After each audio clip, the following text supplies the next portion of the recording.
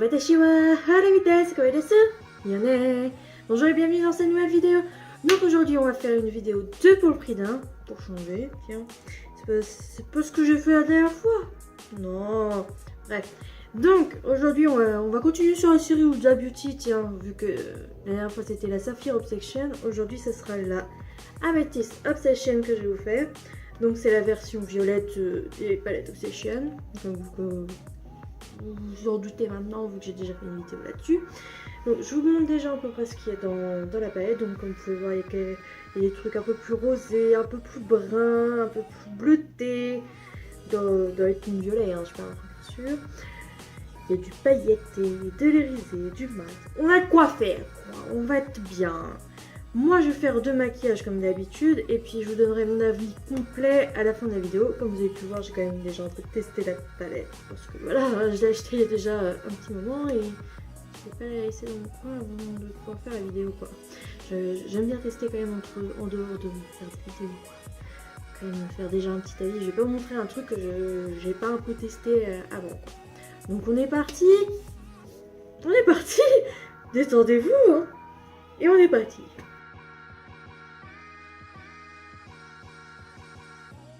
Donc on commence tout de suite avec la teinte la plus claire des fards mat que je vais mettre sur ma paupière supérieure tout à fait classiquement en ovale. Je fais des allers-retours, quoi.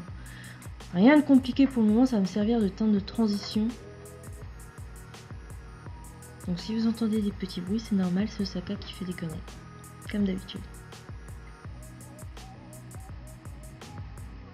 Comme vous pouvez voir, je fais rien de compliqué. Donc j'utilise la teinte médium dans les mats et je continue à creuser un peu ma paupière au niveau de ma paupière supérieure, quoi. Je vais un peu plus dans le pli de ma paupière en fait.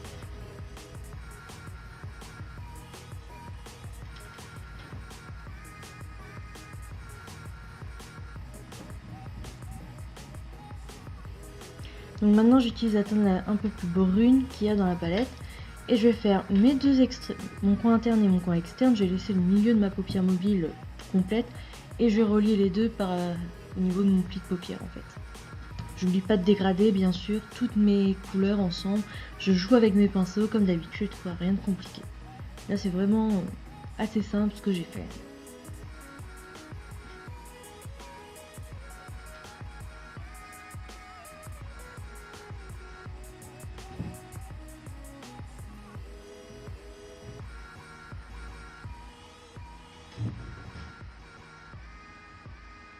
Maintenant, je vais utiliser cette teinte irisée que je vais mettre au milieu de ma paupière mobile et dans le coin interne de mon œil pour illuminer mon regard. C'est vraiment une jolie teinte, un peu rose doré. C'est vraiment très joli, hein, comme teinte. J'oublie pas bien sûr de dégrader au mieux les couleurs, surtout les pailletés. C'est plus compliqué à dégrader, je trouve, quand il y a des mats à côté.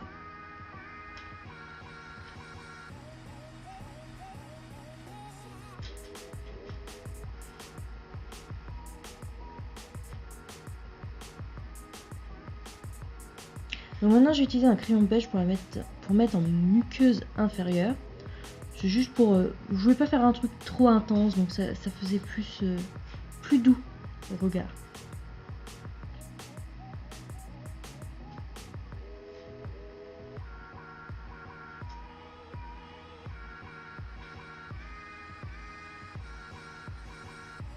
Et pour la muqueuse supérieure, j'utilise un crayon noir tout à fait classique.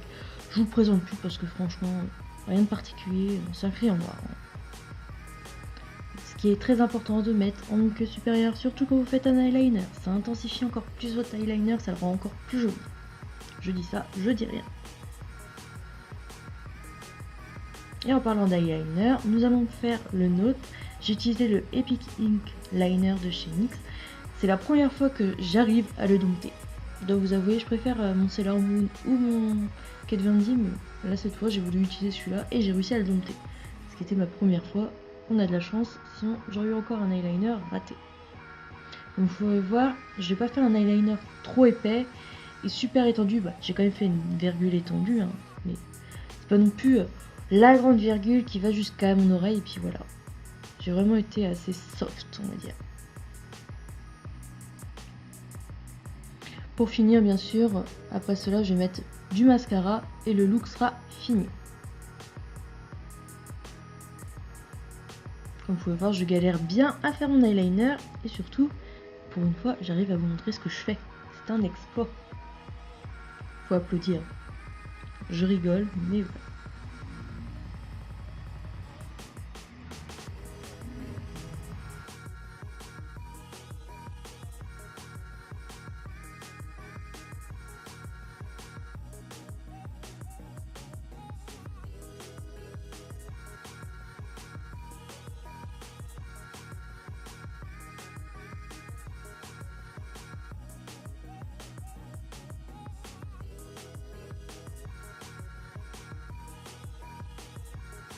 Donc comme pour le deuxième look, je vais utiliser la teinte la plus claire des mats pour commencer mon dégradé.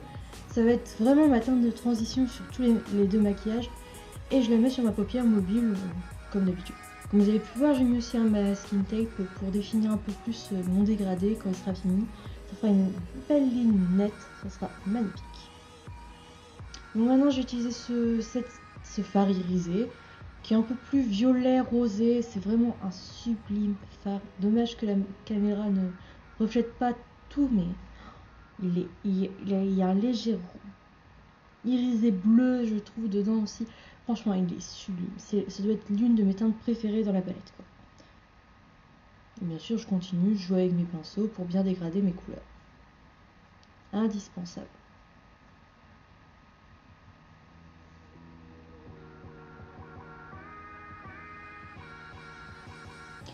Là, je l'ai vraiment mis en mode normal, comment je me suis maquillée. Il n'y a pas d'accéléré sur la vidéo, ou presque pas. Vous pouvez voir, la couleur est quand même sublime et se travaille très bien aussi. Les fards se sont très bien travaillés. Même j'ai réussi à bien travailler les pailletés, donc c'était génial. J'ai utilisé la couleur un peu plus violet qui est aussi irisée et je continue à faire mon dégradé. Je vais plus aller sur le coin externe que le coin interne quand même, même si je vais bien dégrader parce que après j'ai commencé ma cut crease et c'est une couleur que je vais diffuser. Donc là je fais ma cut crease, bon j'ai un peu accéléré parce que voilà. Bah, c'est pas vraiment une cut crease complète, je vais juste faire le coin interne et je vais m'arrêter plus ou moins aux 2/3 de mon œil en fait. C'est vraiment pour pouvoir après mettre des paillettes et que ça soit bien intense. Et c'était un truc que je voulais faire, quoi.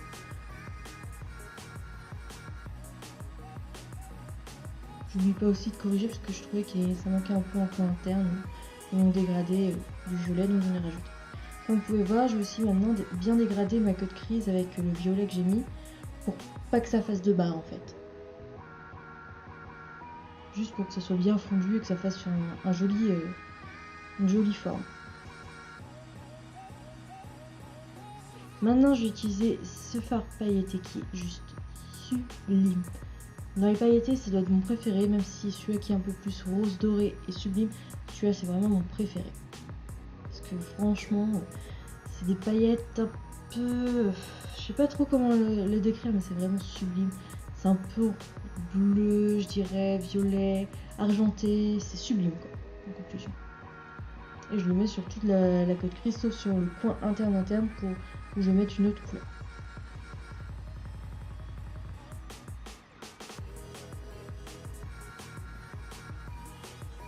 Maintenant je vais réutiliser la teinte un peu plus rose doré, rose gold, et je vais la mettre en coin interne pour éliminer mon regard.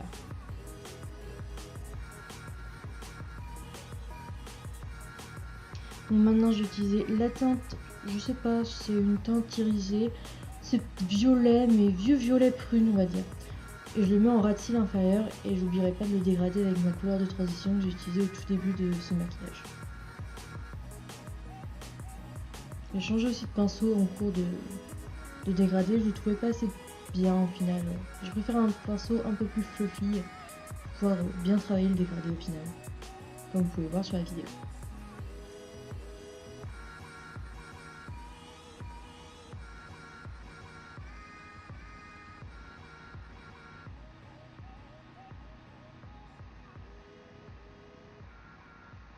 Et maintenant, truc très important, mais je vais passer très vite, c'est pour ça que ça en a accéléré. Je mets du crayon noir dans les deux muqueuses, c'est-à-dire inférieure et supérieure. Rien de compliqué, franchement. C'est vraiment du basique sur le coup. Et pour finir ce maquillage, je vais vraiment faire un eyeliner très prononcé, assez épais, avec une bascule en coin interne aussi. Donc vous pouvez voir, j'ai vraiment suivi la forme de mon dégradé de couleur au final, par à paupières. Pour finir, j'ai bien sûr fini mon teint et mis du rouge à lèvres. Et la vidéo sera finie. En tout cas, les 2 tutoriels maquillage.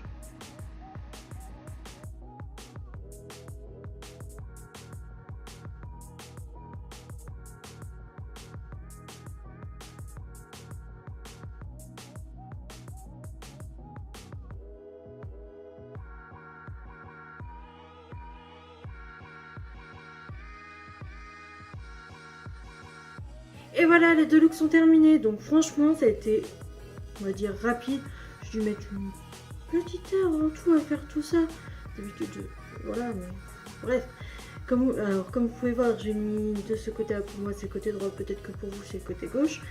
Un truc un peu plus naturel, rapide, simple on va dire, bah pour moi, chacun ses goûts, pour moi c'est simple, c'est assez naturel.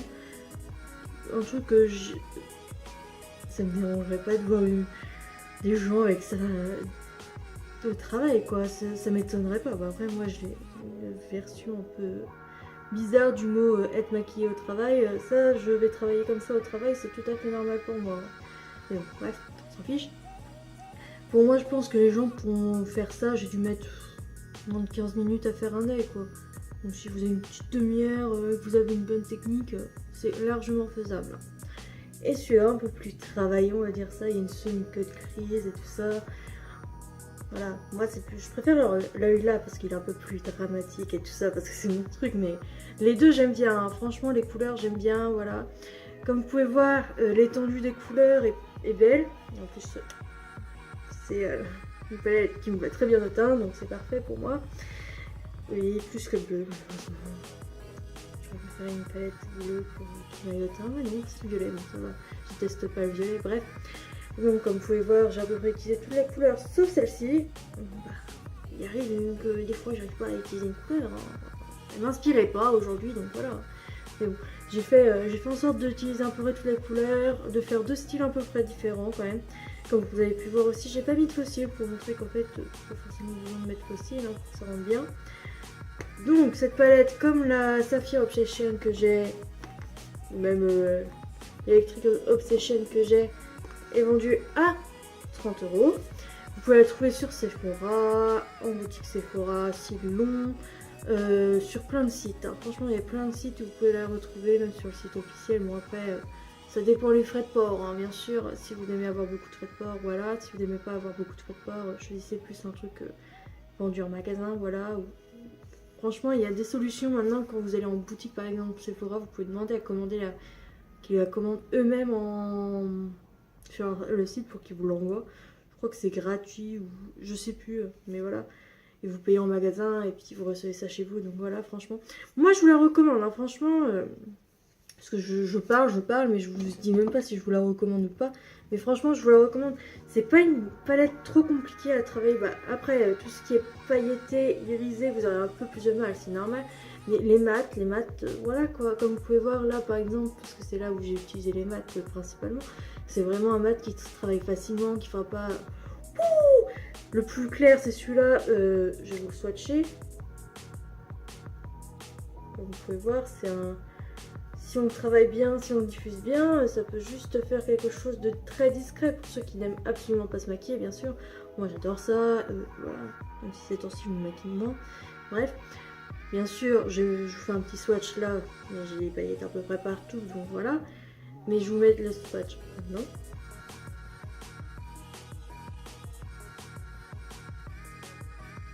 Voilà, bref, vous avez vu le swatch et les swatch.